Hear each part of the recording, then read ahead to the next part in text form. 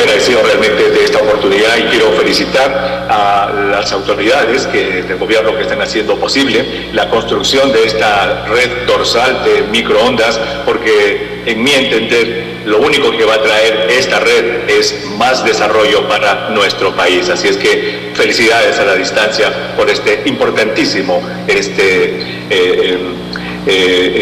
logro que se hace en conectar a nuestro Perú a través de las ondas de fibra óptica. Muy bien, tenemos ya la primera diapositiva, me dicen. Bueno, está el título allí. Lo mío va a tratar sobre la salud y el desarrollo de las telecomunicaciones y cómo avanzar. Yo voy a avanzar también aquí, discúlpenme que me mueva, para ver. En esta fotografía que les estoy enseñando allí, esta es la portada del libro quizás más importante que se haya publicado en los Estados Unidos y el que, digamos, dio el empuje para esto de las telecomunicaciones en la salud. Fue publicado por el Instituto de Medicina de los Estados Unidos, que es una división de la Academia Nacional de Ciencias de este país, que es un grupo de científicos que no tiene ningún, digamos, sesgo político en su actuar y que solamente se basan en lo que es la ciencia. Ellos publicaron en 1997 ya este libro que se llama Telemedicina, y este libro sirvió como base para que los diversos organismos relacionados al Estado y que dan dinero para investigación, pues se basen en este libro para que puedan ayudar financieramente a muchísimos proyectos que se han hecho en estos últimos 20 años. Vamos con la otra diapositiva. Y aquí rápidamente vamos a definir qué cosa es la telemedicina. Pues la telemedicina, ¿verdad?, no es más que el intercambio de información médica de un sitio a otro para mejorar el estado de salud de un paciente a través de las comunicaciones electrónicas. Entonces, es lo remoto, un lugar tiene una transmisora, en el otro lugar tiene un receptor y se pueden intercambiar informaciones médicas entre un lugar y en el otro lado. Obviamente, acá la palabra clave es acceso a un servicio. Si pasamos a la otra, dice que usa una variedad cada vez mayor de aplicaciones y de servicios como video interactivo, correos electrónicos, teléfonos móviles, herramientas inalámbricas, etcétera, que van a completar como instrumento, digamos, lo que es este gran concepto de la telemedicina. Pasamos a la otra. La telemedicina, ¿qué cosa no es? No es una especialidad, o sea, no hay ningún doctor que diga soy especialista en telemedicina, como digamos un doctor puede decir soy cardiólogo o gastroenterólogo o pediatra. No, la telemedicina es más bien visto como un instrumento que puede ser usado por diversas especialidades médicas, y en el otro acápite dice que inicialmente, y esto es muy importante, como el futuro, fue usada para enlazar zonas remotas, y esa va a ser de aquí, digamos, el uso principal que le vamos a dar a esta red dorsal de microondas en nuestro país, es decir, enlazar lugares remotos. Pero esto ya, por lo menos aquí en Estados Unidos y en muchos lugares del mundo también, ya está sirviendo para enlazar a habitantes en las zonas urbanas y semiurbanas. De tal modo que esto de telemedicina, que empezó como un esfuerzo grande para enlazar zonas remotas, ahora en realidad se está convirtiendo ya muy rápidamente en un instrumento que enlaza a personas que viven en una ciudad. En la próxima, hay dos grandes tipos de telemedicina. Dos son los grandes tipos. Uno sería lo que se llama el almacenar y reenviar, ¿verdad? En este almacenar y reenviar es un método pasivo, si se quiere. Yo como médico, por ejemplo, yo tengo una máquina de rayos X aquí, y en esta máquina de rayos X que yo tengo conmigo, pues yo tomo radiografías, pero resulta que el paciente, el médico que tomó las radiografías, necesita ver las radiografías en otra ciudad. Entonces lo que yo hago es, de alguna manera, capturar las radiografías aquí en mi consultorio, las digitalizo y luego se las mando a través de algún método al especialista en otra ciudad, quien las va a recibir, las va a mirar, y este doctor va a decirme: ustedes se han equivocado en el diagnóstico, no se trata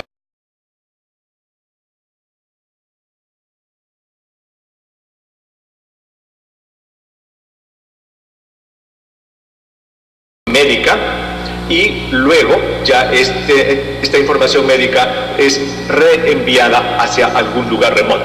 Y hay especialidades importantes, por ejemplo, la teleradiología, el ejemplo que les puse es uno, otro es la telepatología, láminas de biopsias. Hay muchas veces en que un diagnóstico de cáncer, de una enfermedad severa, no se puede hacer en el lugar donde se tomó la biopsia, los patólogos no tienen el entrenamiento adecuado, entonces pueden almacenar digitalmente esa lámina de biopsia y enviarla digitalmente hacia expertos en cualquier lugar del mundo para que la miren y den su opinión.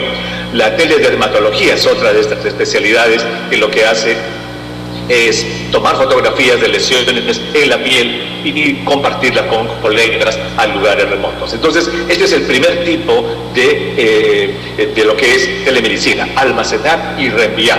En el segundo, vamos a pasar a la otra, está lo que es la televisión interactiva. Esta se está volviendo sumamente popular y esta es realmente el futuro. La anterior es muy importante porque envía datos, pero acá ya hay interacción entre usuarios. Esta usa tecnologías de videoconferencia instaladas en ambos extremos para hacer consultas médicas frente a frente. Y es más, ya estoy seguro que ustedes conocen de esto, a estos aparatos de telemedicina se les puede poner, por ejemplo, un estetoscopio electrónico, se puede poner un electrocardiograma que envía las ondas al otro lado. Es decir, se están ya inventando estos anexos electrónicos para que el médico que está a la distancia no solamente tenga la ventaja de ver y conversar con el paciente, con el médico que se lo está presentando, sino que pueda compartir también algunos signos vitales del paciente en tiempo real. Eso es la televisión interactiva. Los usos de la telemedicina. Pues la siguiente lámina. Los usos de la telemedicina, la primera es el cuidado primario de la salud y también de muchas especialidades, como hemos dicho, patología, radiología. Se usa muchísimo en salud mental, en la cual en la salud mental no hay que examinar mucho al paciente, sino hay que conversar bastante con el paciente. De modo que allí se usa bastante la telemedicina en diversas especialidades, con uso de videoconferencia y almacenamiento y reenvío de información, como dijimos.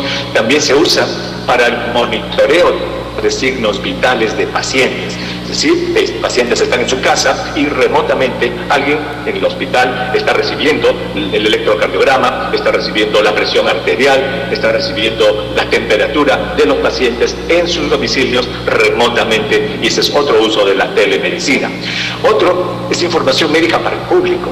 Y yo creo que me atrevo a decir, va a ser probablemente uno de los usos más importantes que le podríamos dar a esta red dorsal en el Perú, porque imagínense en lugares alejados de nuestro país en donde tengamos personas que no tienen una adecuada acceso a la información de salud, pues el Estado peruano puede proporcionar a los habitantes de estos lugares remotos información seria, de calidad, que esté basada en la ciencia, para que los pobladores en estas zonas remotas de nuestro país se puedan beneficiar de este sistema que les va a poder llevar información en tiempo real. Y por último, educación médica profesional. Tan importante la educación médica profesional, que hace que nuestros doctores, nuestras enfermeras, nuestras técnicas de laboratorio, las obstetrices, los profesionales de la salud de lugares remotos tengan acceso a cursos administrados por el Colegio Médico del Perú, cursos administrados por el Ministerio de Salud, de la imaginación de los que lo hagan, de la facilidad con que puedan convencer a las autoridades para que apoyen este tipo de tecnología, porque esto es realmente el futuro. Retos. Vamos a ver, ¿cuáles son los retos de la telemedicina? Bueno, el reto principal para un buen programa de telemedicina es el ancho de banda que usa el sistema. Es decir, el principal reto no es la imaginación de los que lo quieren hacer, sino la tecnología. Hacer esto, ¿verdad?, a través de una línea telefónica, obviamente, pues no va a ayudar a nadie. Pero hacer esto a través de una fibra óptica como la que ustedes van a construir, pues obviamente va a hacerle que la información sea puesta al instante. Es más, en esa gráfica que les presenté hace un momento, en la que ahora se hizo una operación de continente a continente, el cirujano y en esta información médica dijeron que se usó por primera vez lo que se llama una fibra que es subterránea, que solamente da un retraso de 0.02 milisegundos, de tal modo que el cirujano puede tener realmente un tiempo real al actuar. Entonces, yo creo que este problema del ancho de banda ustedes lo están solucionando con este proyecto que tienen entre manos. El segundo es la preparación del personal. Mil disculpas por la interrupción, ojalá que esto no pase en alguna operación como les acabo de mostrar y que se vaya la comunicación cuando el cirujano está para cortar una arteria importante. Pero bueno, estábamos viendo los retos de la telemedicina, habíamos hablado del primero que era el ancho de banda, ¿verdad? Y eso con esta red dorsal de fibra óptica que ustedes van a construir se va a solucionar mucho para el Perú, obviamente. La segunda era la preparación del personal. Les decía que el personal que trabaja en estos sitios remotos tiene que estar muy bien informado de cómo manejar estas máquinas, cómo darle un uso adecuado a estas cámaras, la iluminación, es decir, tiene que ser bien hecho y ese es uno de los retos. Hay que preparar bien a la gente a ambos extremos de la conexión. Y por último, y esto es importante, el cambio de la mentalidad de usuarios, practicantes y proveedores de salud, y aquí estamos incluyendo a mucha gente que trabaja en el poder del Estado, que a veces es reacia a los cambios, a las innovaciones, y dice, no, eso todavía es del futuro, eso todavía no, nosotros tenemos que hacer otras cosas, resolvamos primero esto antes de saltar a lo otro. Entonces yo creo que es importante este cambio de mentalidad que debe producirse y ese es uno de los retos que tenemos. En la otra diapositiva estamos viendo que, como decimos, no hay marcha atrás. Esto de la telemedicina ha llegado para quedarse y expandirse. País que no entre en la telemedicina, que no desarrolle la telemedicina, región que no desarrolle este tipo de actividades, es un país o una región que se va a quedar rezagada con respecto a los demás. Y por último, es importante que la investigación y el control de la calidad de los servicios sean hechos desde el primer momento en que se pone una de estas redes a disposición del público. A veces nos olvidamos, nos emocionamos, hacemos el programa y cuando pasan 2 meses, 6 meses, 8 meses y alguien nos pregunta, ¿y cómo va el programa? Nosotros decimos, está yendo bien. ¿Cómo que está yendo bien? Sí, a la gente le gusta, pero en realidad, ¿qué han hecho? ¿Ustedes han tomado datos adecuados como para evaluar el sistema que han empezado? ¿O solamente son anécdotas que ustedes están recogiendo? De modo que esto de investigación y control de calidad son esenciales para asegurar una adecuada adopción, mantenimiento y expansión de un sistema tan importante como este. Las ventajas de la telemedicina son el aumento del acceso a los servicios. Obviamente acá la palabra clave es acceso. Hay gente en nuestro país que no tiene acceso a servicios y que con esto de la telemedicina obviamente los va a tener. Es costo efectivo y hay varios estudios. Desde esa vez que lees el libro que se publicó en el 97, que les enseñé al comienzo de la presentación, ya se han hecho muchísimos estudios que demuestran que telemedicina es un sistema que es efectivo desde el punto de vista económico y brinda servicios de calidad. Cuando se hace bien hecho, es posible tener servicios de calidad. Y existe una enorme demanda del público. Al público le gusta esto, ¿verdad? Como decimos habitualmente, esto es algo sexy, a la gente le encanta. Los pueblos se van a sentir muy contentos de que el doctor de su pueblo tenga acceso de telemedicina con un hospital grande en otra capital del Perú. Desventajas de la telemedicina, la próxima, asuntos de privacidad. Esto de la medicina es un tema muy delicado, muy delicado. Los datos médicos tienen que ser salvaguardados. Esa es propiedad del paciente y debe ser controlada, estrictamente controlada por los médicos, y esto debe ser muy bien guardado. Todo lo que sea el encriptamiento de los datos, el uso de las contraseñas, etcétera, tiene que ser bien hecho. Sería terrible que información médica valiosa de pacientes esté circulando por el internet, que fotografías que a veces son grotescas que se puedan tomar de pacientes en un lugar estén circulando en el internet como curiosidades y que diga esto salió de un hospital en Chachapoyas o en el Cusco. No, sería terrible. Asuntos de privacidad son esenciales para el buen uso de estos sistemas. Posibilidad de abuso, como lo hemos dicho, ¿verdad? Tanto en el uso de las máquinas como en la aplicación que se les pueda dar, obviamente también son de preocupación. Y la deshumanización del servicio médico. Esto de la deshumanización es algo que en este momento todavía es un poco como lejano, pero hay una película, estoy seguro que ustedes la han visto, que se llama Her, H-E-R, Her, en la que un hombre se enamora de una voz en un sistema operativo del teléfono celular. Esa película la vimos con mis hijos hace unos días y cuando discutíamos la película al final, después de verla, nuestra conclusión fue que eso era la deshumanización del amor. Ya no se necesitaba, de acuerdo a esta película, una mujer para enamorarse. Uno se podía enamorar de una voz en un teléfono celular.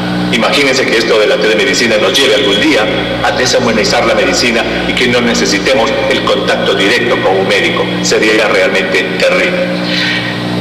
mHealth, la próxima diapositiva. ¿Qué cosa es mHealth? Es lo que se llama el Mobile Health, o sea, todo lo que son las aplicaciones, dispositivos móviles para acceder a los servicios de medicina. También esto debe ser considerado más como un instrumento que como un nuevo tipo de servicio. O sea, el Mobile Health, el uso de la salud en los móviles, no es más que un instrumento. Y dado el enorme número de personas con teléfonos inteligentes, este es un tema de enorme interés en el mundo. Fíjense allí, como dice en la próxima diapositiva, que ya son 1.750 millones de personas que tienen smartphones. No los teléfonos celulares, que son más de 5.000 millones, sino smartphones que son capaces de acceder a video a través del internet. Y en la parte baja hay un servicio muy popular aquí que se llama el doctor en demanda, en la cual si usted está afiliado y paga su consulta, pues tiene un doctor en el momento que quiera por 15 minutos. Finalmente, tengo que hacer un programa de radio en un par de minutos. La radiación es un problema muy importante y de muchísima preocupación. Y en la relación a la salud existen dos grandes tipos de radiación electromagnética. La ionizante, que son los rayos X, la bomba atómica, los generadores nucleares como Fukushima, y la no ionizante, que es la luz solar, las ondas de radio, la televisión y los microondas. La telefonía celular usa radiación electromagnética no ionizante de tipo microondas. Esto es esencial que se entienda, esto es el ABC de la cultura general de lo que es radiación. Los teléfonos celulares no usan radiación ionizante, no es como la bomba atómica, son de microondas como donde calentamos la comida. Esto es de la Sociedad Americana del Cáncer. La pregunta allí es si las torres celulares causan cáncer. En la parte final dice allí, por estas razones, la mayoría de científicos están de acuerdo en que es poco probable que las torres de teléfonos celulares puedan causar cáncer, y las razones son que la energía es de baja intensidad y no es capaz de romper las moléculas del ADN, la amplitud de las ondas de microondas es muy larga como para concentrarse y dañar células individuales, y por último, que la concentración de ondas de microondas a nivel del suelo no son mayores que la concentración de ondas a la que ya estamos acostumbrados como las de radio y televisión. De tal modo que hasta este momento las grandes organizaciones nacionales y mundiales piensan de que las torres de teléfonos celulares no causan cáncer. Tengo que retirarme, les agradezco muchísimo la atención y los felicito a la distancia. Me parece que esto a lo único que va a llevar, como les dije al comienzo, es al desarrollo de nuestra querida patria. Muchísimas gracias por su atención.